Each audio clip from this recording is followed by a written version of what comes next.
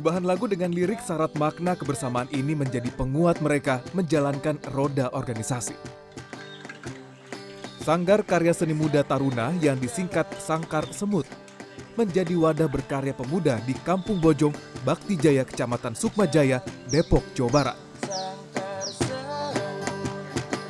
Berawal dari banyak pemuda kampung yang meresahkan warga, Imron Riyadi akhirnya membentuk Sangkar Semut.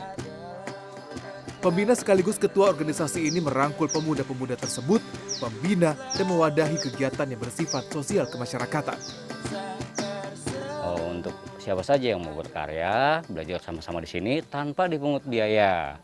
Karena memang berawal dari kami adalah ingin menyumbangkan rasa, ilmu, dan menyumbangkan sebuah karya kepada seluruh masyarakat, bukan hanya lingkungan sini saja. Dan pada akhirnya beberapa kampung atau beberapa RW atau beberapa kelurahan di sini sudah ada perwakilannya bergabung di sini untuk ikut belajar bersama-sama. Salah satu pemuda yang ikut serta dalam Sangkar Semut adalah Irfan Renaldi. Pernah terjerumus narkoba, pemuda 25 tahun ini sempat putus asa. Beruntung, ia bertemu Imron dan mulai serius menggeluti bakat terpendamnya di bidang kerajinan tangan.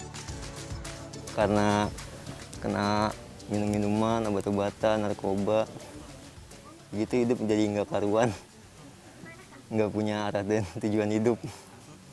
Dan alhamdulillah pas bulan Agustusan ketemu macam Boim dirangkul. Nah mulai di situ lah saya mulai sadar, udah mulai ngilangin dikit-dikit minuman, obat-obatan. Sampai sekarang alhamdulillah bisa melewati itu semua. Di tengah kesulitan masa pandemi, Sangkar Semut mampu mengembangkan kreativitas anggotanya. Mulai dari membuat hiasan lampu dari anyaman lidi yang cantik, hingga memanfaatkan paralon menjadi ornamen berjiwa seni tinggi. Dari kerajinan sederhana ini, pundi-pundi uang terkumpul. Hasilnya pun fantastis. Tiap kerajinan dibanderol dari harga Rp100.000 hingga Rp1.000.000, tergantung bentuk dan tingkat kerumitan produk. Kalau dibuang kan sayang, ini sudah menjadi satu karya seni. Nah, inilah kemudian saya minta, saya kumpulkan. Saya desain, pertama kita buat lidi ini bisa dianyam. Gitu. Lidi itu kalau digabung, bisa kita anyam, itu akan jadi suatu benda seni atau benda yang bisa digunakan untuk kehidupan sehari-hari.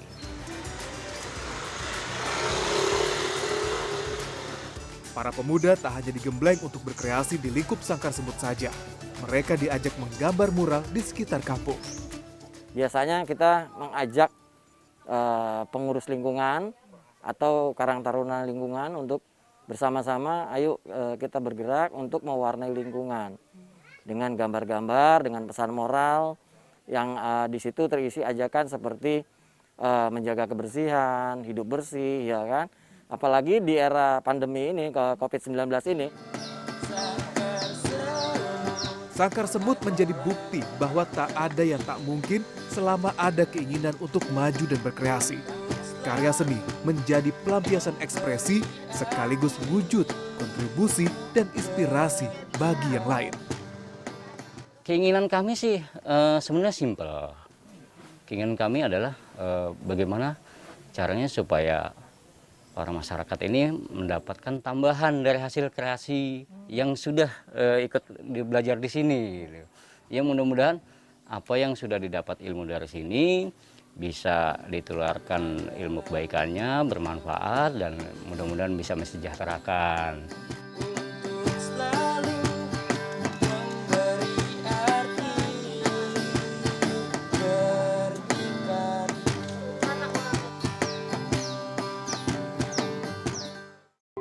Setidaknya di Desaku Menanti ini kan sebagai wisata Kampung Seribu Topeng. Maksudnya bahwa di sini banyak topeng yang harus mereka kenal karena tokoh-tokohnya di Malang ini cukup banyak gitu. Nah, jadi kalau anak-anak itu tidak dikenalkan dulu, maka mereka tidak akan bisa mempelajari bagaimana sih pakemnya topeng itu.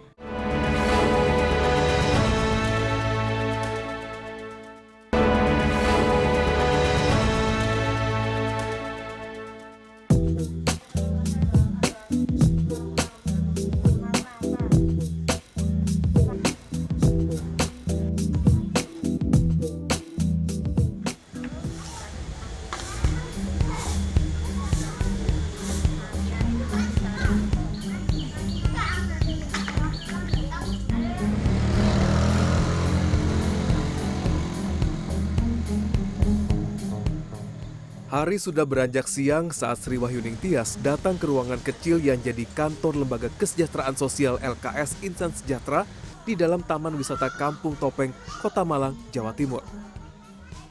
Lembaga ini bekerja sama dengan pemerintah Kota Malang mengelola Kampung Topeng sejak berdiri tahun 2016 lalu. Bukan cuma menjadi tempat wisata, Kampung Topeng adalah rumah bagi 40 kepala keluarga yang dulunya adalah gelandangan dan pengemis.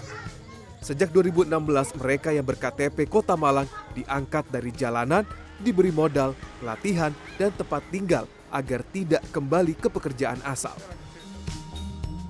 Saat masih menjabat sebagai Kepala Dinas Sosial Kota Malang, Sri lah yang menginisiasi pembangunan Kampung Topeng. Lahan menganggur seluas 5.000 hektar di kawasan Telogowaru dijadikan tempat wisata pengenalan seni topeng Malang. Tempat ini masih di bawah naungan Pemkot Malang. Hanya pengelolaannya bekerja sama dengan Lembaga Insan Sejahtera yang dipimpin Sri setelah dia pensiun di tahun 2018. Waktu itu memang kita melakukan razia sebanyak 80 KK waktu itu. Iya. Yang terseleksi yang tadi saya sudah sampaikan wajah-wajah yang menuju ketobatan, walaupun hanya sebersit matanya itu, kita rekrut berarti lolos ya, sebanyak 40, tapi akhirnya udah meninggal tinggal 35. Dan dia janji tidak turun ke jalanan lagi.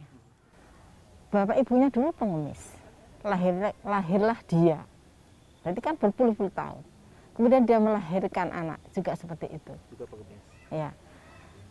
Kita bercita-cita, pemerintah daerah maupun LKS, memutus mata rantai di anak-anaknya yang generasi ini, jangan sampai turun ke bawah lagi. Sebelum pandemi melanda, Kampung Topeng termasuk salah satu tujuan wisata murah di Kota Malang yang cukup ramai. Hanya dengan tiket Rp5.000, pengunjung bisa belajar banyak tentang topeng Malang ataupun menikmati keindahan alam di kawasan perbukitan. Nah, disinilah pemberdayaan pengemis dan gelandangan terjadi. Sri Wahyuningsi dan teman-temannya memberikan bekal keterampilan membuat berbagai cenderamata Kampung Topeng pada warga penghuni. Remaja-remaja yang dulunya biasa mencari uang di jalan kini mahir membuat hiasan menarik yang dibeli oleh pengunjung Kampung Topeng. Miniatur topeng Malang buatan tangan ini adalah karya para mantan gelandangan dan pengemis yang paling laku diborong pengunjung. Yang penting, mereka tidak kembali ke jalan untuk mencari penghidupan. Pengunjung sehari itu sampai 20 orang, 30 orang. Mereka langsung punya kerentek gitu ya. Ibu, saya ingin jualan. Akhirnya 20 keluarga jualan semua. Dan sehari bisa untung sampai 10.000, 20.000 dan bisa menabung. Itu saya pikir betul kalau dengan dikunjungi orang menjadi destinasi wisata yang belum ada topeng besar, ini saya mencari CSR memang. Akhirnya mereka ada yang jualan rujak dan sebagainya, itu bisa sejahtera dan tidak turun ke jalan. Tetapi itu dulu, saat pandemi melanda dan semua tempat wisata ditutup karena Kota Malang tidak beranjak dari zona merah. Kampung Topeng menjadi sepi dan penghuni tidak lagi mendapat penghasilan. Beberapa penghuni menyerah, memilih meninggalkan tempat ini dan kembali ke jalanan. Tapi yang lain tidak. Meski pandemi, masih ada asa di Kampung Topeng untuk tetap hidup lebih baik daripada kembali ke pekerjaan lama dan tinggal beratap langit. Oleh Sri Wahyuning Tias dan teman-temannya, beberapa warga diajarkan membuat kue kering dan dicarikan pasar. Seperti Feni Astria yang bahkan sudah punya pelanggan hingga luar kecamatan. Saya di sini dapat pelatihan, dulu juga dapat bantuan modal, pelatihan seperti membuat kue basah, bikin rempeyek, bikin keripik, yang alhamdulillah bisa membantu perekonomian. Kayak sekarang ada sedikit banyak pesanan, kayak mau hari raya juga alhamdulillah banyak pesanan. Ada juga yang dihubungkan dengan bank untuk mendapat kredit lunak. Bu Gimah misalnya. Mantan pengemis ini bisa membuka warung kelontong satu-satunya di Kampung Topeng. Lebih dari cukup untuk bertahan hidup di masa pandemi. Tidak perlu juga takut terkena razia. Ya syukur alhamdulillah saya tinggal di sini, alhamdulillah sekarang tidak ke jalan lagi. Penghasilan saya dibanding dulu mending sekarang. Sekarang bisa dapat sehari 300, jualan sembako ya macam-macam minuman. Ya alhamdulillah sekarang juga ada rumah. Dulu kan tidak punya rumah, ngontrak. Tidak hanya itu, Sri juga mengajarkan menari topeng kepada warga. Harapannya, mereka bisa menari di hadapan pengunjung dan mendapatkan sedikit uang jika kampung topeng kembali dibuka nanti. Sekarang hari ini kita mau aktivitas mewarna. Selain itu, agar anak-anak di sini tidak bosan, anggota lembaga Insan Sejahtera juga mengajarkan seni topeng pada mereka. Biar bagaimanapun, tempat ini adalah kampung seni. Anak-anak pun harus tahu seni topeng sejak dini. Ya, setidaknya di Desaku Menanti ini kan sebagai wisata kampung 1000 topeng. Maksudnya bahwa di sini banyak topeng yang harus mereka kenal karena tokoh-tokohnya di Malang ini cukup banyak gitu. Nah, jadi kalau anak-anak itu tidak dikenalkan dulu, maka mereka tidak akan bisa mempelajari bagaimana sih pakemnya topeng itu. Menurut saya mereka harus diajarkan dulu apa yang mereka suka tentang warna, tentang bagaimana mewarnai topeng itu, bagaimana karakter topengnya.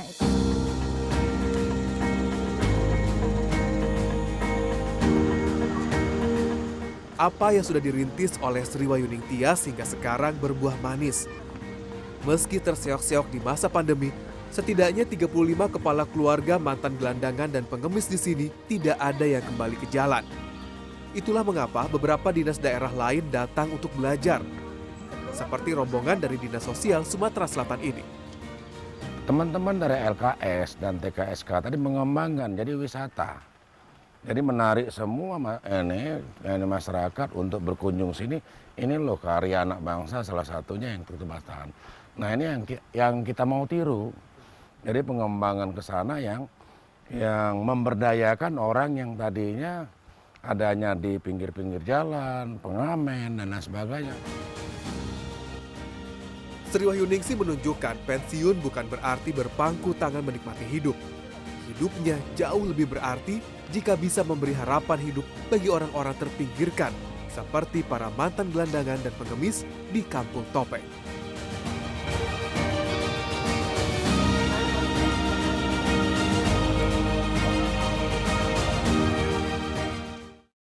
Nah mungkin orang yang jahil ini karena gemes lihat Rusmini. Saya pernah loh dilempar bengkoang dari belakang. Tapi saya ketawa. Saya lihat yang lempar tidak ada, tapi semua orang ketawa. Berarti dia bukan marah sebenarnya karena kehadiran saya membagikan masker. Tapi mungkin karena gemes lihat Rusmini itu.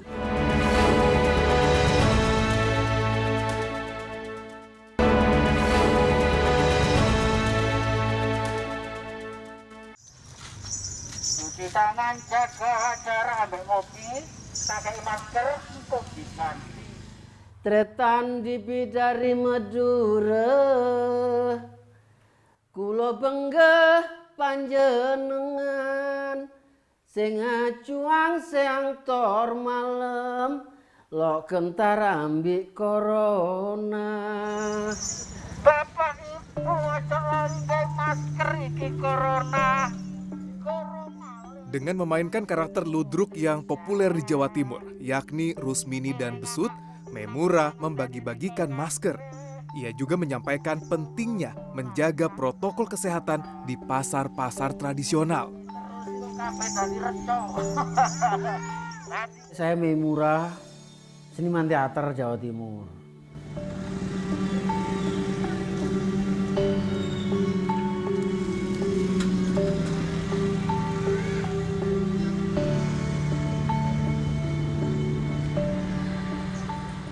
Ya saya hidup sehari-hari di teater.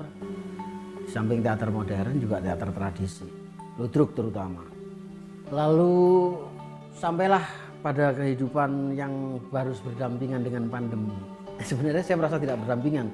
Pandemi ini, corona bagi saya adalah sebuah perang.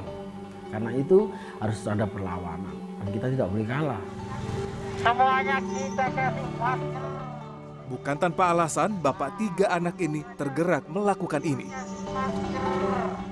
Nah, ketika era pandemi saya sering kali ke pasar pagi-pagi. Saya melihat ada satu titik di mana saudara-saudara kita yang paling lemah, yaitu yang pedagang yang bukan mampu menyewa bedak, tapi dia berjual di bawah bedak. Nah, itu tidak mungkin membelikan masker karena keuntungan mereka sangat kecil. Satu hari mungkin dapat 50.000, itu sudah luar biasa. Nah, dari situlah saya sebagai seniman ingin menjadi bagian dari peristiwa melakukan perlawanan terhadap corona. Lalu saya juga terinspirasi oleh wali kota Surabaya yang keliling membawa megapun, teriak-teriak ojo lali rek gayo masker. Saya semakin semangat. Saya berjalan, saya bagikan terutama ke saudara-saudara kita di pasar tradisional yang notabene tidak mungkin dia akan membeli masker. Sedia masker 3 itu sudah tidak mungkin, Pak.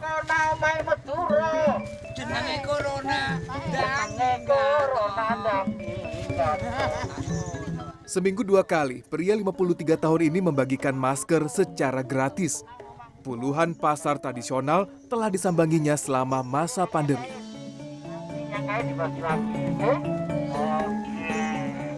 Nah, mungkin orang yang jahil ini karena gemes lihat terus mini. Saya pernah loh dilempar bengkoang dari belakang.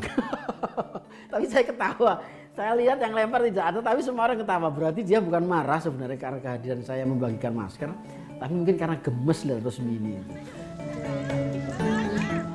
Konsep sosialisasi ini dianggap lebih menarik dan menghibur. Untuk bagi-bagi masker lah itu sangat baik dan patut dicontoh bagi warga yang lainnya. Iya, sangat bantu bagi pedagang di sini, terutama warga Surabaya. Berbagai institusi dan organisasi pun menggait Memura. Biaya operasional dan masker yang awalnya dibelinya secara mandiri, kini ada yang membantu. Apabila saat ini di pasar tradisi itu melihat banyak yang sudah tidak pakai masker, dia kontak saya untuk segera datang. Fenomenanya seperti itu. Kurang lebih waktu itu kan hari ke-1 sampai 5 ya. Tapi disebut tidak enak lah. Cukup besar untuk ukuran saya sebenarnya. Tapi karena istri saya orang kesehatan, lalu dia support, ya sudah saya jalan semakin semangat, lalu teman-teman semua hadir. Teman-teman BNPB memberi saya 1 dus dikirim kemari. Kalau saya stay setiap satu pasar itu saya sediakan 100 masker, itu yang terbagi lewat saya. Hampir 40 pasar sudah saya lakukan. Tak hanya ke pedagang pasar, sosialisasi ke generasi penerus pun dilakukannya.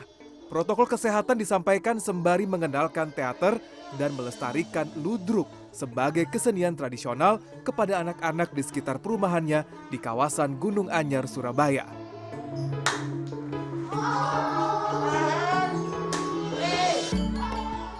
Dan dengan adanya Pak Mei, semoga budaya-budaya kita yang masih hilang bisa ketemu lagi. Dan anak-anak terus aktif melakukan latihan-latihan. Pandemi bagi warga kami dan anak-anak nggak ada satu masalah karena anak-anak sudah dilengkapi dengan protokoler kesehatan. Tak kau ngumpul-ngumpul. Tali itu tali layangan. Awak situ. Halaman rawa tepat di belakang rumah disulap Memura menjadi sanggar untuk pendidikan anak dan pertunjukan. Takut sama corona? Tidak. Kita bisa tahu caranya. Pakai masker, jaga jarak. Saya sejak dulu ya, sejak di kampung Ketemon tidak pernah memungut biaya dari mereka.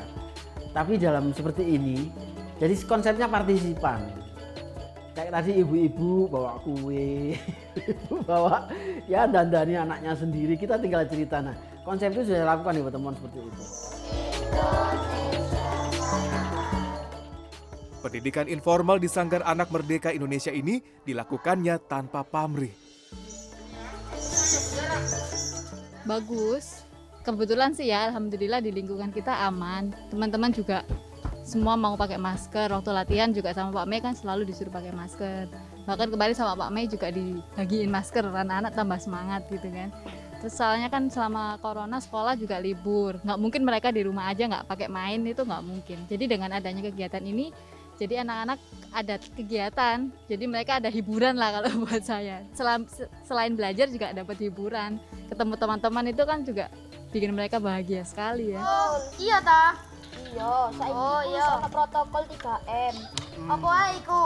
Mencuci tangan, menjaga jarak, dan memakai masker. Ini sebetulnya suatu hal jawaban, tantangan, apa namanya, sebuah ini perlawanan lewat kesenian. Dengan begitu mereka ada kesenangan, mereka sejahtera dalam arti jiwanya. Ya. Badannya bergerak, jiwanya sejahtera.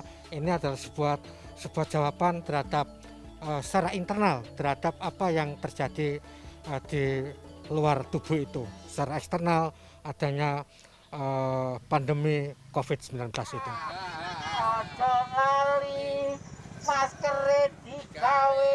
Memura yakin bahwa semua orang bisa berperan bila mau bergerak, sehingga memberikan dampak signifikan melawan COVID-19. Kalau itu di Karang Taruna, remaja masjid, remaja gereja dan lain sebagainya, itu digerakkan bersama-sama, maka sebenarnya ada beban yang menekan kita berkurang. Guyub rukun itu meningkatkan imunitas dan ini meringankan beban negara.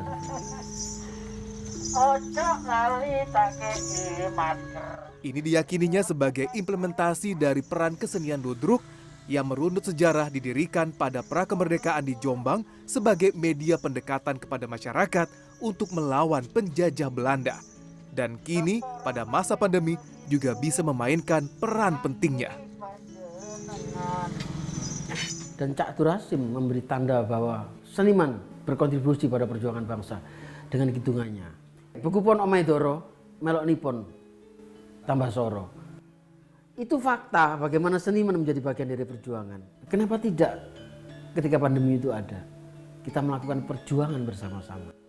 Karena itu saya tidak ingin harus berkompromi dengan corona. Saya sangat tidak sependapat.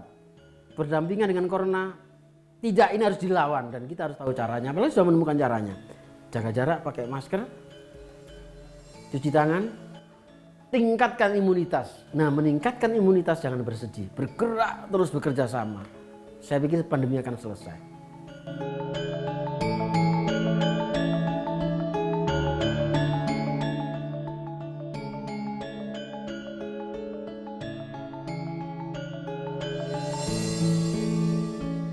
Iki jaman pancen pakebluk, mula ojo nganti kalah.